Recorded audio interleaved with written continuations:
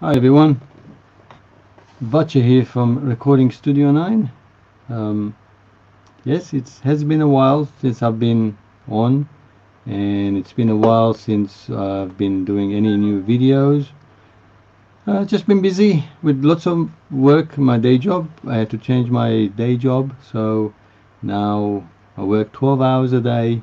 So by end of the day, I'm buggered to do any work, especially YouTube work, because I can't really do them. Just way too tired.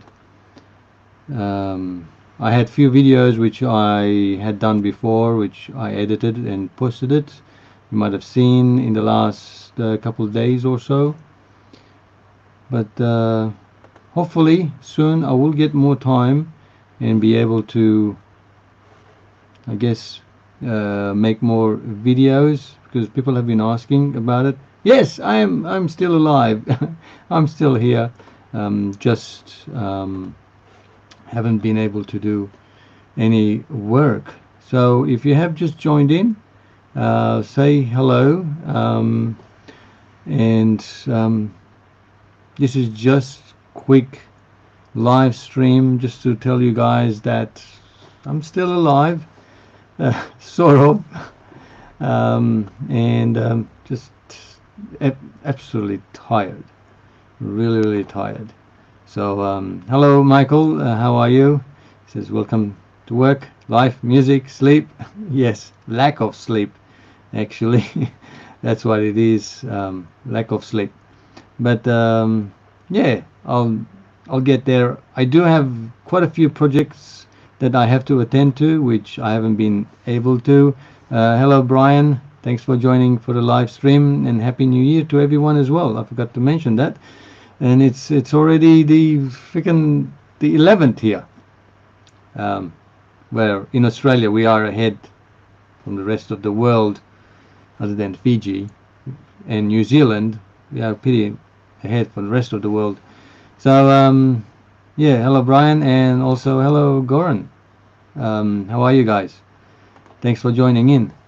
Yeah, so I had to sort of tell a lot of my clients that I can't do their work. I had to cancel a lot of recording in the studio, as well as mixing jobs that I do and editing jobs that I do, and a couple of mastering jobs.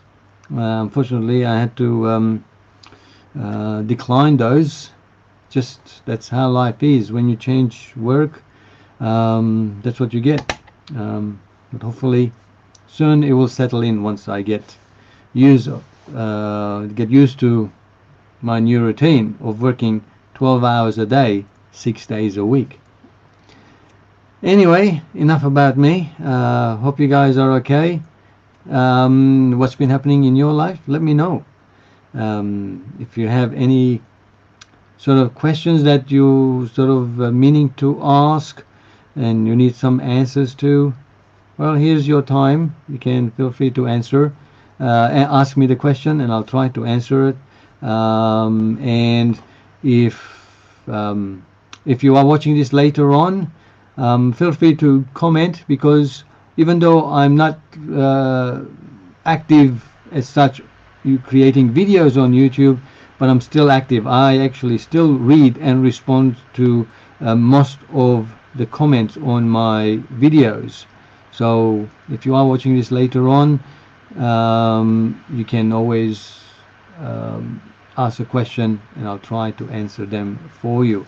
And a lot of the questions I've been getting lately is on the gear of videos that I have made that I no longer have, but I still know quite a bit about them, because I use them on a daily basis and actually learn all of my gear, every bit of it, and understand it. So I'll be able to help as much as I can with those gears, unless there's something I don't really know. And Michael says, I just recently started making music for sync licensing and wondering what your thoughts are on that. I don't know what sync licensing is. Am I been out of YouTube that long? No, not sure what it means by sync licensing. Um, or sync licensing. Oh. Yeah, I don't. Maybe you can explain to me, and I'll try to give you my opinion, whatever it's worth. I still wanted to compliment you on the great info videos about the Behringer 1604. Thank you. You're most welcome. Yeah, I do get lots of questions about the Behringer's UFX 1604 mixer. I even get phone calls asking about those things, and hopefully I'm able to help them out. I'm not even Behringer support or an employee, and I get phone calls to help people out, and I'll do my best to help them out. That's because I've done all the videos on them, so people have all those questions. I downloaded Studio One free version, and it's driving me up the wall. Oh, that's okay. Spider-Man, is it driving you up the wall? Well, I've got over 60 videos on just Studio One Prime on my channel. You can go through them and try to understand how things work. There are lots of limitations in the free version, like you won't be able to get any VST plugins. That's one of the questions I get million times. How do I add my Easy Drummer? How do I get my my synth or this or my guitar amp sim or all of those things? Simple answer is you can't. It just does not support it. You have to pay for it and upgrade. But having said that, Prime is really great way to learn all the uh, things that you miss out learning because you get involved, you get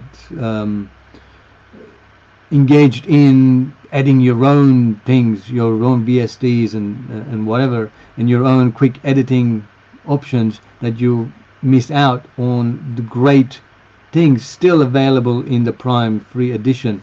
So yeah, hopefully my videos will be able to help you out even more. But if you're trying to record any more than stereo input, even if your interface supports 8 inputs, 16 inputs, 24 inputs, you only record 2 at a time, and only supports 2 outputs as well. So your main output. So there's no way you can have any more than that simultaneously, 2 in, 2 out. That's it. But if you're a beginner, I'll say it again, it's the best DAW you can start with. Because even though Cakewalk by BandLab is a full-fledged DAW, you can do everything and anything without any limits, it's far too complicated for a beginner. You will not only it will not only drive you up the wall, it will make you fall on the other side of the wall as well and break a leg. It's not easy because Cakewalk by BandLab was the top premium edition. It includes everything, and it's sometimes too much in one go. Unless you're experienced, then you can actually use Cakewalk by BandLab as the next thing if Studio One Prime is driving you up the wall. Yeah, it says sync licensing is where you make songs for a library or several libraries that provide to TV, film, commercials. Oh yeah, actually, I haven't done any. I guess that's what it's called. Thanks for letting me know. Sync licensing. I haven't done any such work, but I guess it's a great way if you're creative. And I guess in that situation, you really need to be creative to create short jingles, samples. Yeah, it's some people actually make a living off it. I know a couple of YouTube channels which that's all they do is music for TV and radio and movies, and that's how they make a living. That's their job. So that's all I can say about that. Yeah. The Sound Recording Studio. Good morning. Well, actually, it's good evening here. It's 20 past 8 in the evening on a Saturday. Studio One is my go-to though now as well. Yes, Spider-Man. Yes, I've watched a lot of it. I think I'm slow. I think if I say I must work harder. Yeah, just limitations bring out creativity because you have to find ways of doing it, and then once you know how to do it, that means you're really learning all the bits and pieces of the software. Then and when you upgrade to Artist, or I would recommend the professional edition of Studio One, everything is be so easy, and it's like the pearly gates opening up, and you be able to see everything. Okay, because you're blocked down in a small cave, and next thing you know, you come out, and you can see the whole mountains and valleys. So that's what the effect is. Now, I've been using Studio One since version 1.4 many years ago.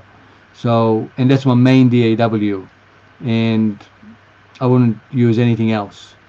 I have many other DAWs, including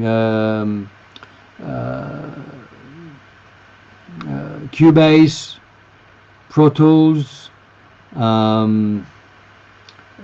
Samplitude by Magic, Reaper, you name it, and few others that I have, but Studio One is my main one. Good morning to Alexander as well. In Germany it's 10:20 a.m. Well, yes, you're on the other side of the planet, and I'm in Australia. So, and in central USA it's 3:21 a.m. Thanks for joining in so early in the morning, Michael.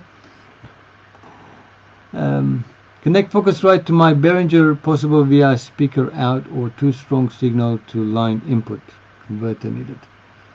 Yeah, without knowing any of the details, what Focusrite and what Behringer, sorry, I can't really answer you on that one. And also, as you can see behind me, maybe I have to move this way. A lot of gear that I have, they used to sit in my garage, now sitting here. I just have enough room to actually walk in and out of the studio. That's why I can't actually have any recording here other than just the vocals that you can see there. I can get vocals come in and record, but that's about it. I can't record guitars, there's not enough room, it's too crowded, or anything else. Drum packed away all the way at the back, and I haven't been here for a long time. For extra channels and good preamp. Yeah, I'm just going to go through some of the comments here, guys, and if there is anything that comes to mind that I'll be able to answer, I'll answer it. Yeah. Thanks for everybody joining in. Hello to everyone, and if I haven't said it, yes, Happy New Year. Hope you guys had a really good year, and looking forward to 2020 to be even busier and more fruitful year. It's been quite busy for me, for sure, with my day job, and everything is sort of covered up here. So I'll just, as you can see, there we go. Sorry about that. I just wanted to show you how busy I've been. It's all covered up with dust. Actually, I haven't been in the studio for ages. Yeah.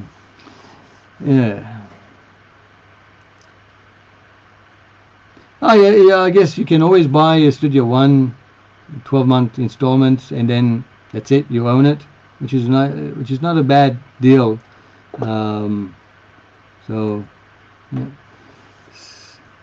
So Michael, now the UFX600 does not have digital in Hellas. Not sure what that means. Yes, the 1604 does not have any ADAT or SPDIF input-output, so a bit hard to extend it. I mean, you can use ASIO for all to combine two interfaces together, but that means you need to put your buffer level quite high, which will increase your latency. And if that's not a problem, then you can get away with it by using ASIO for all driver. But for best way to have two audio interfaces, completely different audio interfaces, Focusrite, PreSonus, or Focusrite and Behringer, or similar, same or different interfaces, you can combine them using ASIO for all driver, which is free driver, but you need to sync the two interfaces together, the clock syncing, and you can use either ADAT or SPDIF clock signal to sync the two together, so their sample that's coming from the two and being combined are from the same clock. It's like having two clocks, and if they're not in sync, then you'll have problems with audio eventually. So what you need to do is you need to let one of them follow up the clock of the main one. So and I've got a couple of videos on those that you can watch and understand. Well, hope that helps. Well, this was just a completely unannounced video because I just walked into the studio to see what's been happening and to see to clean up some of the dust and move things. And I thought I'll go live and say, hi, I'm still alive. I know I have not made any videos for about 3 or 4 months now. And the last two videos that I've uploaded just last week were already recorded 3 months ago, and I just uploaded and edited and uploaded them. So yeah, been quite easy. Anyway,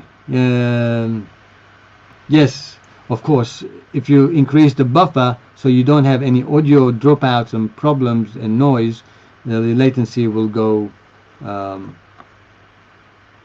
quite long. And if you are monitoring direct or through your DAW, then you're going to have that latency problem and echo problem in there. Okay, well, we have about 8 people here. Hello to everyone. And just want to see if there's any questions anybody like to ask while I'm doing live streaming. I don't normally do live streams, so this is some opportunity. I'm not sure if you can tell, I'm totally exhausted because I've been up since 5 a.m. this morning. I've been at work all day, and yeah, I do apologize if my voice is a bit croaky. And I am tired, but I do have plans to make new videos. Obviously, if you have any questions about either Studio One or anything else, anything music related, feel free to comment in this video after my stream is finished, or if you're watching later on. And if it's something that I can do video about, I'll try to organize some time and make a video and answer that that question for you, because I do like to make more videos, and I hope you guys understand that you know, making videos does take a lot of time, and most of the time, even though I do plan it before I even hit the record button, I actually go through and do a practice run once, twice, fix up my my dialogue, I guess, to a certain degree, and then hit the record button and most likely record twice and then edit. So it takes a lot of time to have you know, a 5-minute YouTube video might take 5 hours to do, especially if I have to set up a software or hardware, or microphone, audio gear, plug in, and if I have to do illustration of how things are connected to flowcharts and graphs and things. So they do take a lot of time, but I'll do my best to actually answer any questions that you might have. Michael says, you look tired, but thanks for taking the time. It's absolutely a pleasure. And I'll try to stay up as much as I can. Will you do any videos on acoustic miking? Well, here's the thing. I believe, and I assume that you are talking about miking a guitar, whether acoustic guitar or electric guitar. If you are miking the amp, vocals, things like that. Here is my take on it. I don't have any particular way of doing it. When, let's say, if I have an artist come in to record acoustic guitar, I'll ask them to play it. Just sit down and have a play, and I listen to them as they're playing, and then from experience, I decide which microphone I want to use, whether they're strumming hard, whether they're strumming soft, whether they're finger picking the guitar or they're strumming, or whether they're playing rhythm guitar or the melody parts, or both. And then I decide which microphone I want to use. If you have one microphone, that's quite easy. Just use the microphone that you have. And then what I'll do is I'll get them to play while I'm actually setting up the microphone. Then I've got my closed headphones, so I can actually listen to them as they're playing through my headphones, and then position the microphone a place where I feel the instrument sounds the best. Right? It's easy if you're using one microphone. It gets a little bit more complicated when you've got two microphones. I've seen a lot of videos, they talk about position the mic here, position the mic this way, facing this way, 12th fret, middle of this, through the hole. It makes no sense, because every artist plays the guitar differently. You've got different guitars. You can't use the same method. Have some idea, but really follow your own. Just move the microphone around until you get a good sound. If it's too boomy, then just move it towards the neck. If it's too bright and too brittle, move it towards the hole or behind it, away from it, close to it. Just experiment while they're practicing their playing. So you're not only giving them a practice time, you're adjusting the microphone to what you like to hear, because it could most likely be that the way I like how my guitar want to sound, you may not like it. So it's a personal thing, and just experiment with it. That's all I have to say about miking acoustic guitars. Michael says, I have an idea for a video, so I'll get to it and see what the idea is. Gonna try ASIO option anyway. Appreciate it. No idea how to set clock between the two interfaces, Focusrite 18i8 and Behringer. Well, Behringer UFX 1604 does not have any digital input output, so you don't have to worry about clock syncing. You can't clock sync. Okay, you need to have two interfaces that support either ADAT input output or SPDIF input output. Otherwise you won't be able to do it. So UFX 1604 is out of the question. So only way is to increase the buffer, and hopefully you get no issues. How about using Reason 11 as a VST in Studio One and the benefits or consequences of that? I actually like Reason a lot. Well, the latest version of Reason I have is Reason 11, Reason 10 or 9.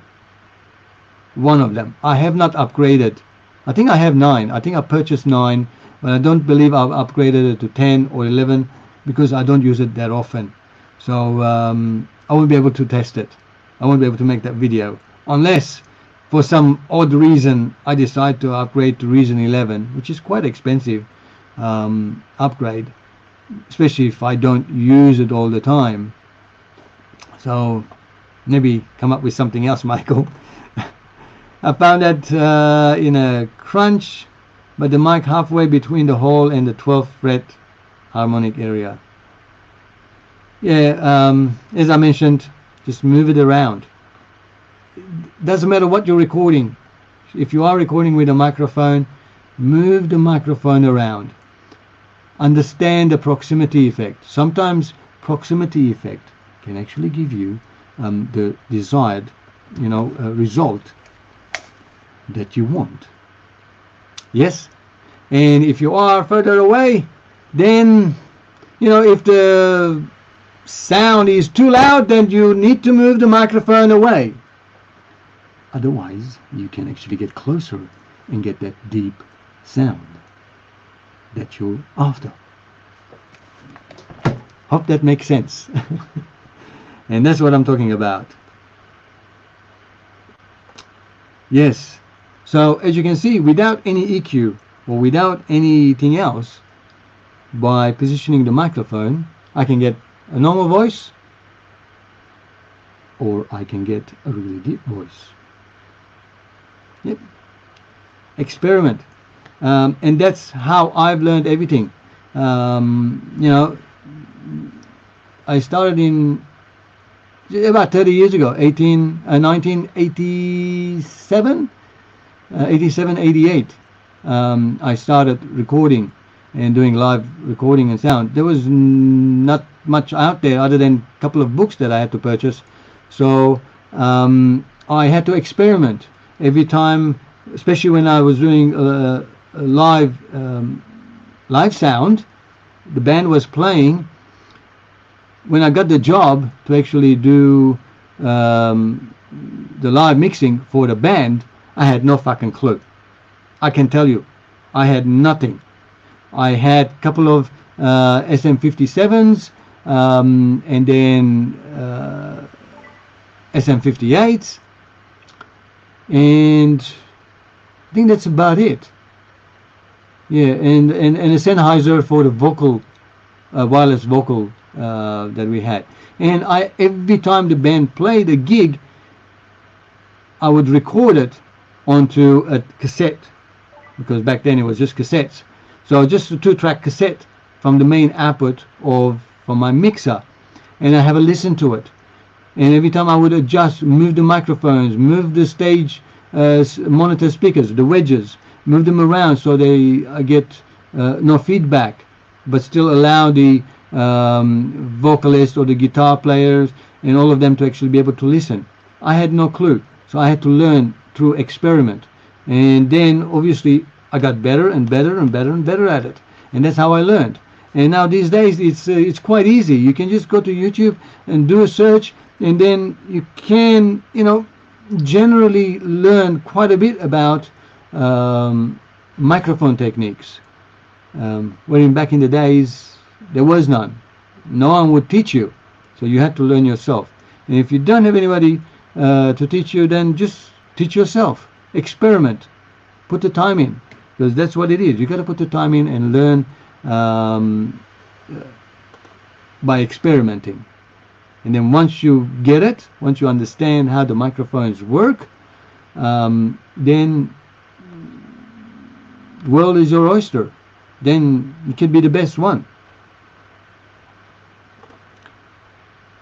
About the same about the history. Yes, 87, 88 is when I actually started doing live, and then I had a tiny bedroom studio, which I recorded, singer-songwriters on 4-track Yamaha MT3X machines, just 4 tracks, and released cassettes, albums, cassettes. So that's how we did it. That's how it was, and you just have to learn yourself. I hope that answers that question about mic positioning. And you could get great results. And I've demonstrated this by using this microphone. This is the Behringer Ultra Voice, what is it, XM8500. It's about 25 Australian dollars, this microphone. And I have used this microphone to record drums, and I've demonstrated that you can still get reasonable quality of drum recording. And I think I used about 5 of the same microphones for pretty much everything, other than the kick. And I do have the video on my channel. And for the start, if that's all you can afford, if that's all you've got, you know, $100 a microphone and another $50 for the kick drum, then you're good to go. You're good to go. And by learning where to position the microphone, you can get a good snare, hi-hats, the toms, and that's it. You can do it. You can do it. You don't need expensive gear. Hint for everyone, look up the Tone Wood amp for acoustic guitar, improving the guitar sound by using vibration of the back of the guitar. Never want to play without it anymore. Yeah, there's lots of ways you can record. You just have to be creative and experiment in recording.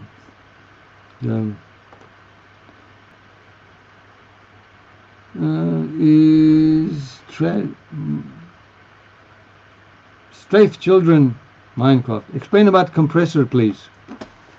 Well, compressor basically reduces down the amount of audio signal level to the ratio that you set by the threshold that you set, and how fast it attacks and how slow it releases. That's it. That's what a compressor is. Thanks for the question, but it's such a broad question that that's all I can answer. Sound quality improves incredibly, even has effects without external amp needed. Okay, we're still talking about the Tone Wood amp for acoustic guitar. Interesting. Yeah, haven't heard of them. Don't know them. Excuse me. Well, I think that's about it for today. Thanks for everybody for joining in. I hope this conversation was helpful for you. Hopefully my chat was interesting. Hope you get something out of it. As I say all the time, make sure you have fun making music and experiment and learn. That's the best way to make music. Experiment, learn. You don't need expensive gear. Sure, expensive gear will make a difference. I'm not going to deny that. But if you're starting, you don't need it. But if you can afford it, then definitely worth getting good gear, especially good microphones. It's really, really important, because that's the source of capturing the audio. It's like if you're colorblind, then you're not going to be able to catch all the colors of the world. Same with the microphone. If the microphone doesn't have the right tonal characteristics of what you want to capture, you're not going to be able to capture it. You're going to miss some of those things. So cheaper microphones, usually anything $100 will do the job. But once you go a little bit more semi sort of professional or above the hobbyist level, spending $200 to a microphone will get you a really good result. You only need probably 1 or 2 of those type of microphones, and you are good to go.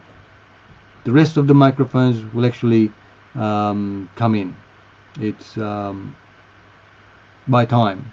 Over 30 years, the things that I have accumulated here, I still have them.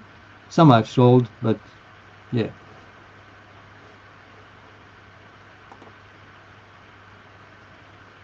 Not sure what that one is. $2. That's something. because I'm not watching it live, so I'm not.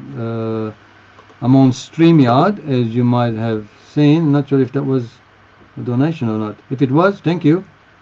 I don't know. I assume it is. Well, thank you, Michael. If it is a donation, not that I expect any, but thank you. I don't think I believe Michael, you're the first person who actually donated to my channel. If it's not donation, then it's I believe it's a donation. Yes, it never happened, so I'm not sure. I'm not 100%. Regardless, thank you. Even if the thought of it, thank you. Sergey says hello as well. Please make a video about compression in Cubase.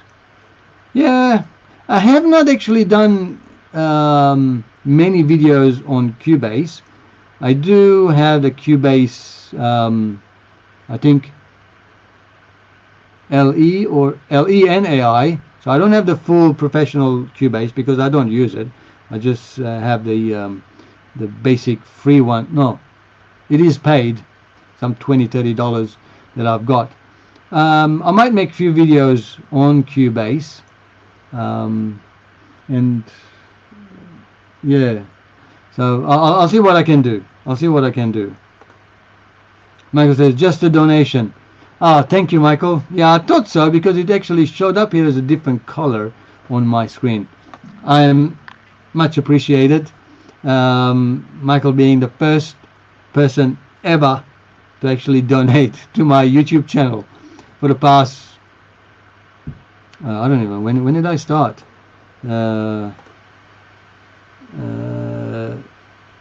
March 2010. So just shy of 10 years of being on YouTube, Michael being the first person to donate $2. Thank you. Again, as I mentioned, I don't expect anybody to donate. Anything that I do on my YouTube channel is because I love sharing the information, giving you guys as much as technical ideas and some creativity so that you guys can create music without being sort of blocked down by the technology. And a lot of the times, especially in the past, any revenue I get from YouTube, which is very minimal, any revenue I used to get, I actually purchase gear myself, do a review, and then give it away. So that's what I try to do. So because I love doing music and sharing the information, because there's no point of keeping the information to myself, you know. I like to share it. I don't expect anything for it.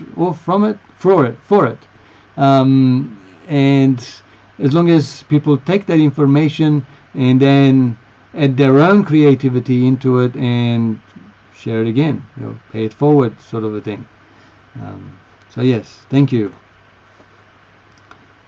Rode mics are awesome, even the cheap micro. Yes, I've got my Rode NT1 is always on and connected.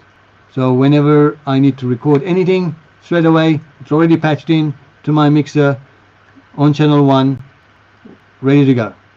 So, and I love Rode NT1. I've got a few other, I've got NT1A as well and a few others, but NT1, I think it's the best. And a lot of vocalists that come here and want to do demo vocal takes or record their vocals, they try it and they love it. And it's not expensive as well. It's just under $300 for the whole set. Yeah. For just being you. Thank you, Michael. Thanks again. Thank you so much.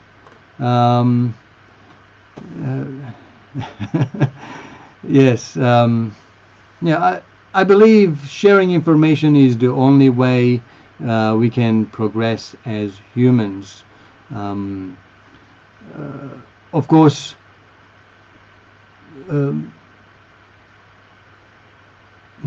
how can I put it? I would like people who share new innovations, new technology, they create something new to be rewarded. Of course, that goes without any say, but information that adds something on top, I believe it should be shared freely. There's no point of keeping the information to yourself, because if you don't share it, you keep it secret, eventually your body's going to give away and we're going to die, and all that information is going to die with us. So I believe passing the information to the next person is probably the best thing you can do as a human. I don't think people should keep secrets. You know, I mean, people do, but that's my belief. That's my sort of philosophy on life, is just sharing all the information, sharing what you have, because I'm fortunate enough to actually have this studio.